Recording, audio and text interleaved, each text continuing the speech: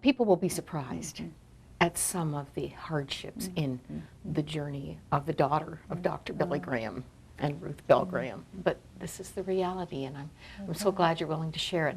Someone said the great God of stewardship wastes nothing of our experience. And I think many women, especially watching, know that just give me Jesus is not just the cry of your heart out of all of these trials, but it's something that you take in a powerful way. It was so thrilling when you came to Toronto a few years ago. I think you looked surprised at the number of women who came forward in response to your altar call, your appeal at the end. It was powerful. And actually that was at the beginning. You know, the first message I give that appeal. And I never thought the Air Canada Center would be packed. And that was a stunning thing. But it showed me that there's a lot going on within the church. A lot of people hungry for God and hungry to know Him. And when I went through that period, it was about 13, 14 years now, but that's when our son went through cancer. All three of my children got married within 8 months of each other. My mother had 5 life-threatening hospitalizations within 10 months, and I'd rush up to be with her and spend the night and get her settled and get her home, and then I'd go back to my house. And we had a hurricane that just devastated our property. And it all happened within a compact period of time. And it was a heart's cry. You know, God, I didn't want to escape. I wasn't asking for a miracle. Didn't want to take a vacation. We'd come back and hit the same circumstances. The cry of my heart was, I need a fresh touch from heaven. I need personal revival. Just give me Jesus. And I find Him in the pages of my Bible. So Jesus doesn't hide. He's not in a spooky, mystical place. He's right in the pages of my Bible. So I turned to the Gospel of John, and I studied the encounters He had with people. And as a result, I felt like I had a fresh encounter with Him. And then He opened my eyes and said, you know, Anne, if you, raised in a Christian home, in ministry, can have a heart's cry for a personal revival and a fresh touch from heaven, there are a lot of other people out there who have that same heart's cry. They just don't know how to articulate it, and they don't know how to find me. And so we started in the year 2000, Just Give Me Jesus revivals. And our next one is going to be in Augusta, Georgia, in the United States, and then we're going to Indianapolis. And I pray God keeps opening the door for me to do those revivals, because we see so many lives change, people that we were talking about off camera, but who are Christians and in the faith, but somehow grow so cold that they're in danger of walking away. Indeed. And so from time to time, we just need a fresh touch from heaven. We need to be revived. And I think sometimes we can't reach that on our own, and so God brings somebody like me along to just help people rekindle the fire in their hearts. And then I pray it just stays burning until we see Him face to face. Mm-hmm. There's something else burning in your heart, and you're not hiding it anymore. I understand it's always been pretty strong. And in some ways, I think it's reflected in another really big surprise, a children's book hot off the press, Heaven, God's Promise for Me. The double surprise is it's all poetry. Even the prayer at the end is a poem. That's right. You are so multi-gifted. Well, I don't know if that's a gift. That was very fun. And I was challenged to write a book on heaven. Actually, I'd wanted to do that for years. And then I had 3 little grandchildren, and my mother moved to our father's house, as I call it, 4 years ago. She died. And trying to explain to my grandchildren about where their great-grandmother was and about death. And sometimes that's a hard, not sometimes, it's a hard subject to bring up with children and hard to explain in children's terms. And so I love Revelation. In Revelation chapter 21, John said, I saw heaven opened, and he saw a glimpse of our heavenly home. And so I took that chapter, but I put it in a child's language with all sorts of whimsical pictures and... You know, are these the 3? Those are my 3 grandchildren, yes. And, Fantastic.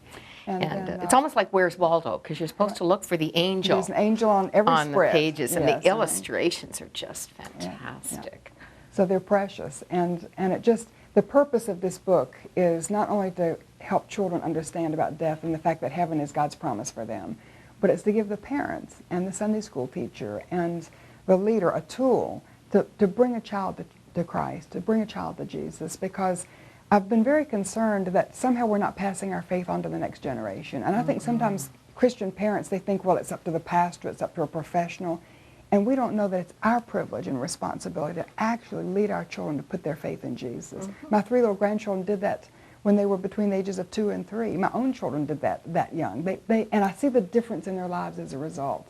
And so you can do it with little children. So this is written for children maybe ages 4 to 8 or 10, and it's a beautiful picture of heaven and just how you can be sure that you're going. In fact, there's a personal invitation right here, tucked in the back, that they can fill out. That's right. And it's just for them. Yes, that's right. So that the parent will know that day when they prayed and asked Jesus to come into their heart. The fire I alluded to, the passion, is actually looking up to heaven in anticipation of Jesus' return. And you are boldly declaring where you think we are on the time clock. That's right. It burns in my heart, and I feel very compelled. I've believed this most of my life, but the Lord hasn't allowed me to go public with it until recently. And I just take what Jesus said. In fact, the message I give in the morning at Breakforth will be on this. But I just take what Jesus said in the Gospels and then match it up with what I see in the world today. And they match. And the interesting thing is Jesus gave signs that would take place within one generation, not dribble through the centuries, but would take place in one generation.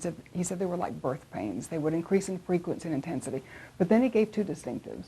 And that's what marks our generation, because we have the birth pains, and they're increasing in frequency and intensity. They're within one generation. The two distinctives are the rebirth of the nation of Israel and the fact that the gospel is being preached to the whole world.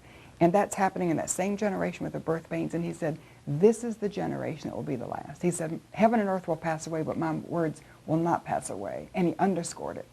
And so we can't predict the day or the hour, so that makes a sick joke of people who predict the day or the hour. You can't know the day or the hour. But Jesus said, watch for the signs. Yes, and you can know the generation. Because he said he says clearly in Matthew 24, you can know the generation. So don't let it catch you like a thief in the night. And I believe it's my generation. I believe it's the generation that I was born. Everybody will know how old I am, I don't care. But I was born the month that Israel was reborn, May 1948. So that's my birthday, and it's Israel's rebirth day. And is that the budding of the fig tree? That's right. And I believe that's the beginning of that 24. Time clock for this last generation. So we're at 5 minutes to midnight? If then. Jesus said when the gospel is preached to the whole world, then the end will come. I think we're living on borrowed time. We're living in then, because the gospel is being preached to the whole world right now. It doesn't say that everybody would hear it, but that the gospel would circle the globe. And it is. And he said then the end would come. So, and I also believe that we can, because when he comes back, that's deliverance for us, but judgment for everybody else. And I think if God's people, who are called by God's name, would humble themselves and pray and seek God's face and turn from our wicked ways, he would hear from heaven, forgive our sin, and heal our land, that we can actually delay God's judgment and delay, if we would, as a church, repent of our sin and turn to him. But I just don't see us, generally speaking, doing that. There are pockets of it, but I believe, and of course I'm going to see him this at the end of my generation anyway, because when I step into eternity, it's either at his coming or my death, I'm going to meet Jesus face to face. And I just think Christians on the whole need to wake up. Not only time is short, and that I believe Jesus is coming back, but he comes for you anyway at your death. So you need to live your life expecting to see him one way or the other.